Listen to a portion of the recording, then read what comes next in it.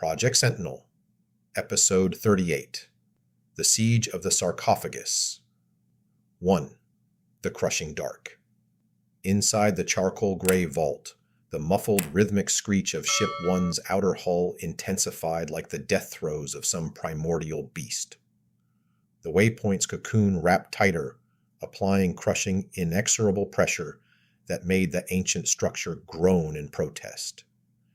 Every second felt like an eternity as the lattice of golden filaments constricted, squeezing the 3-kilometer wreck with the cold precision of a machine that had waited millennia for this moment.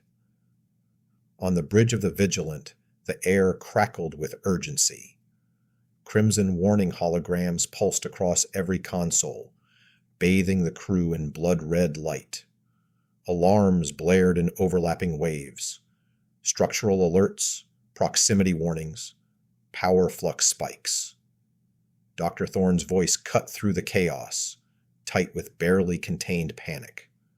"Structural integrity on Ship 1 is dropping below 40%, he shouted. "The waypoint isn't just tethering it anymore.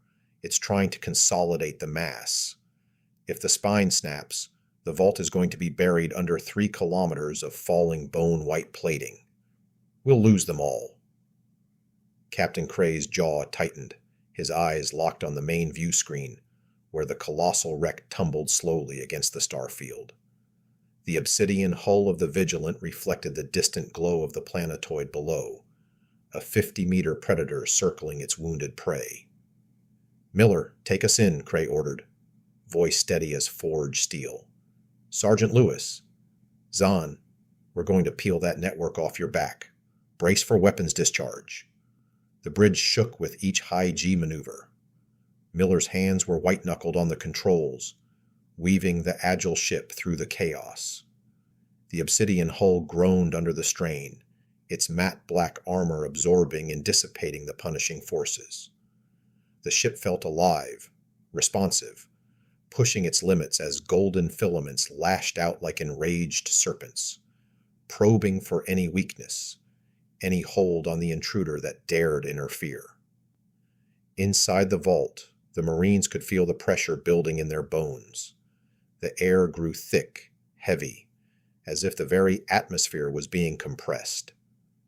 Sergeant Lewis gripped his rifle tighter, his SFDF-marked tactical suit humming with auxiliary power. Dr. Zahn worked frantically at the interface, sweat beading on his brow despite the suit's climate control. The rhythmic screech vibrated through the deck plates, a constant reminder that time was running out. One wrong move, one delayed second, and the cocoon would collapse the entire structure, entombing them forever in this ancient sarcophagus. The Vigilant rolled hard, evading a massive filament that whipped past with lethal speed. Sparks erupted where the alien energy grazed the hull, but the obsidian held, reflecting the assault back into the void. Cray's mind raced, calculating angles, risks, the lives hanging in the balance. This wasn't just a rescue. It was a declaration of war against a network that had dominated the galaxy for untold ages.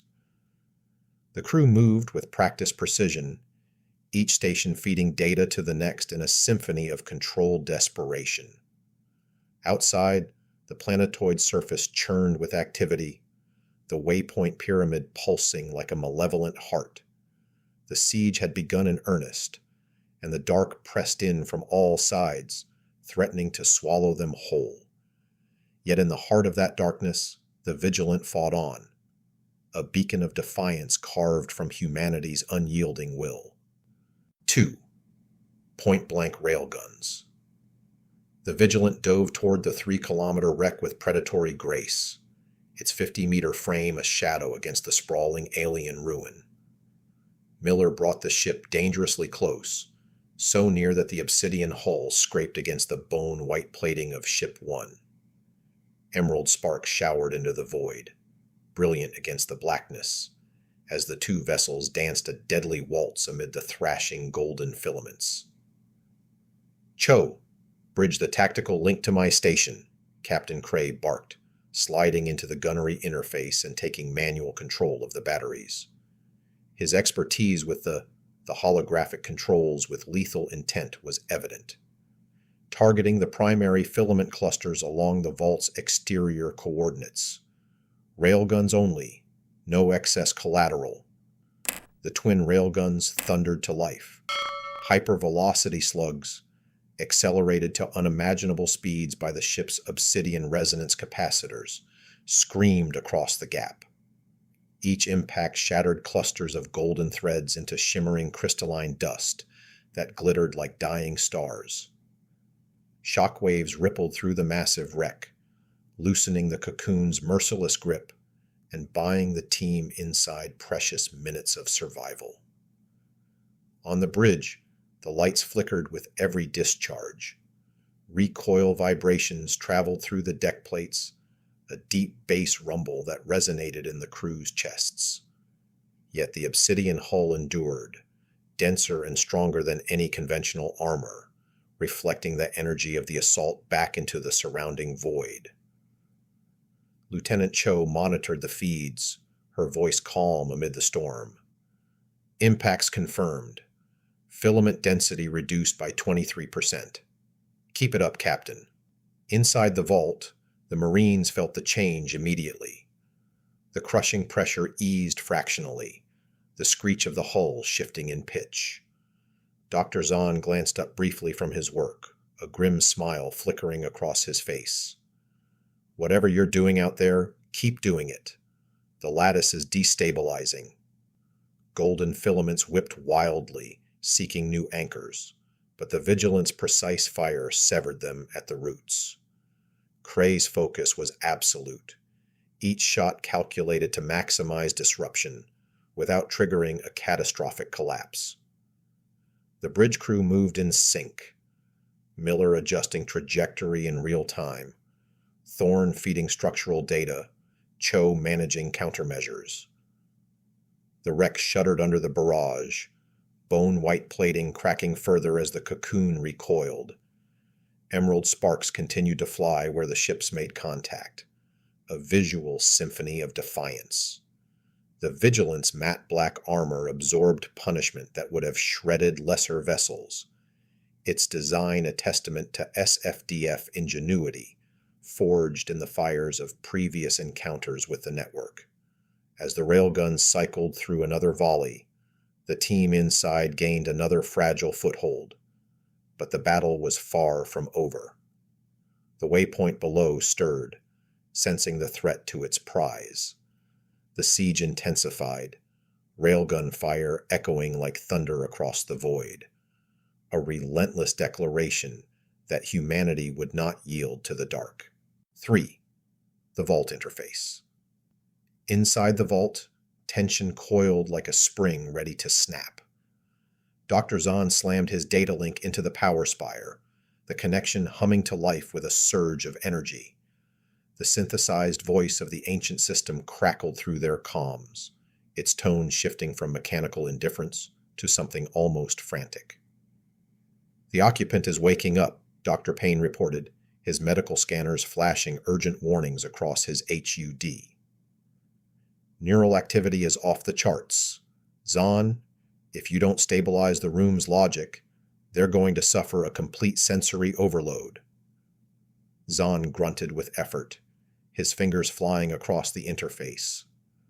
"I'm feeding the Rosetta Handshake directly into the buffer. I'm telling the ship we're Unit 43, but I'm using the modified SFDF frequency.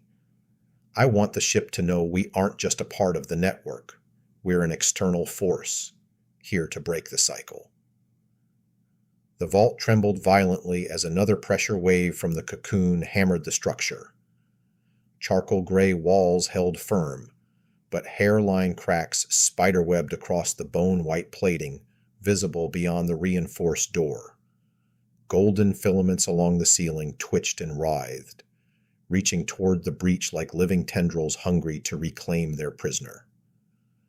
Sergeant Lewis positioned himself protectively, rifle at the ready, his SFDF uniform's patches stark against the alien gloom. The air grew charged, thick with the scent of ozone and ancient dust. Payne monitored vital signs that defied comprehension, while Zahn poured every ounce of his expertise into the handshake protocol. This was no simple interface. It was a dialogue with a mind that had slumbered through galactic purges. The pod at the center of the vault began to glow faintly, crystalline surfaces shimmering as neural patterns spiked. The Marines exchanged tense glances.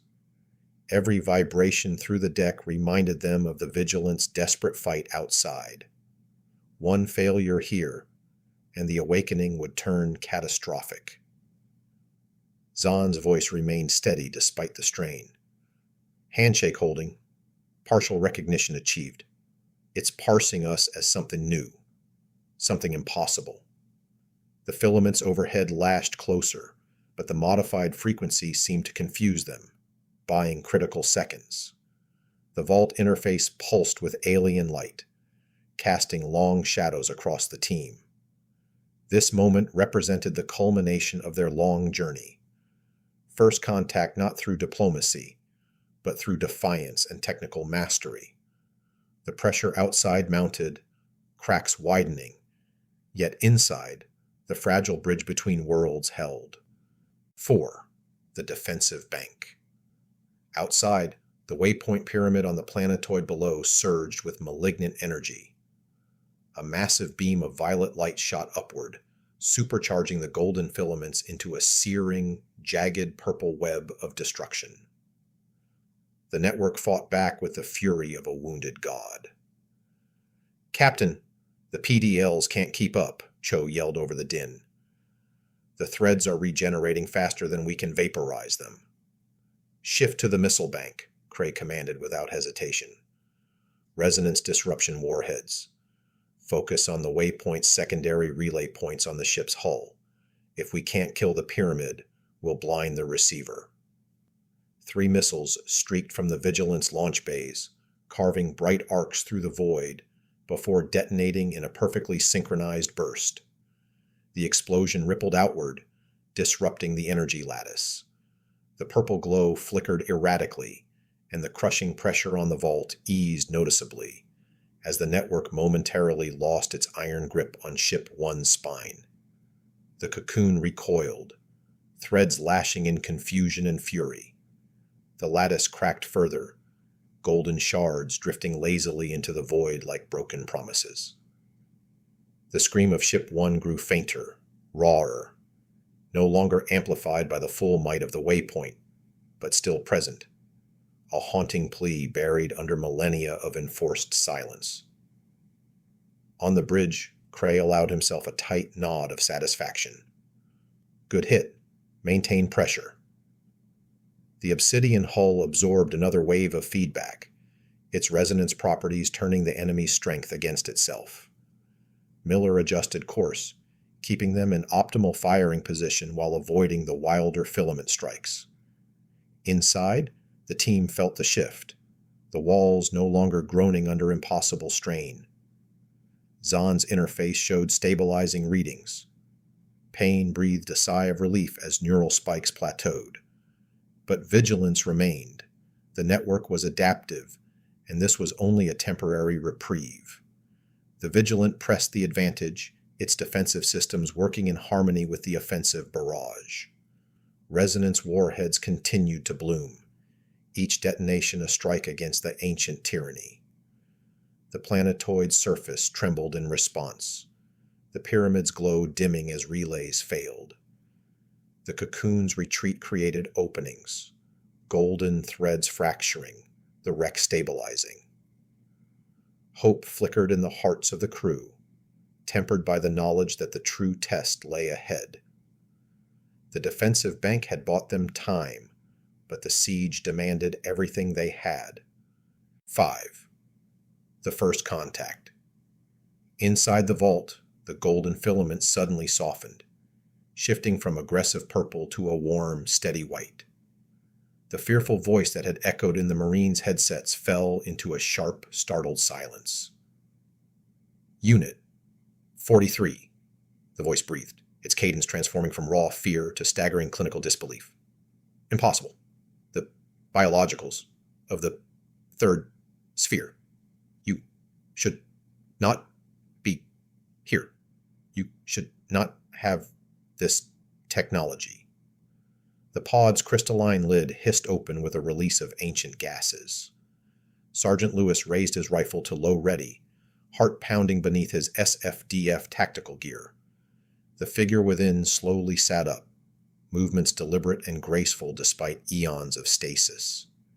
Its vast, dark eyes, reflecting the red combat lights of the Marine suits, scanned the room with piercing intelligence, lingering on the hybrid technology of their gear, the dirty yet resilient fusion of human ingenuity. The survivor reached out a plum-colored hand, fingers trembling slightly as they touched the charcoal-gray alloy of the pod's edge. The voice manifested as a physical vibration that moved through the air, bypassing comms entirely, a resonant timbre that resonated in their chests. "You changed the lattice," the survivor whispered, tone laced with profound shock. "You survived the purge with stone and dust." He sit in the methane-rich environment. The moment stretched, heavy with the weight of history. Lewis lowered his rifle slightly, broadcasting clearly. "We're SFDF, Sol Federational Defense Force. The network is trying to kill us both. We're here to end it." On the bridge of the Vigilant, Captain Cray watched the feed intently, his expression a mix of awe and determination. "Lewis, tell them we're here as allies. Miller, get us a docking solution. We're taking our new guest home." The vault door remained sealed for now, but the pressure outside had eased dramatically. The cocoon had lost its nerve center, the umbilical severed, the relay blinded by the Vigilant's precise strikes. The scream of Ship 1 had faded to a whisper, replaced by an almost reverent quiet. The survivor's eyes met Lewis's, a spark of recognition passing between ancient and new. Questions hung unspoken. What knowledge did this being carry? What horrors had it witnessed? The team stood ready, weapons lowered but alert, as the first true contact unfolded in the heart of the sarcophagus. The Vigilant maneuvered closer, preparing for extraction. In the void, the waypoint's influence waned, but the larger war raged on. Something ancient had awakened, and with it came the fragile promise of alliance, or perhaps something far more profound. The siege had cracked open a door to the unknown, and humanity stepped through, unbowed. This concludes today's episode of Project Sentinel. Please join our crew and subscribe for your twice-weekly episodes. We post each Tuesday and Friday at 1800.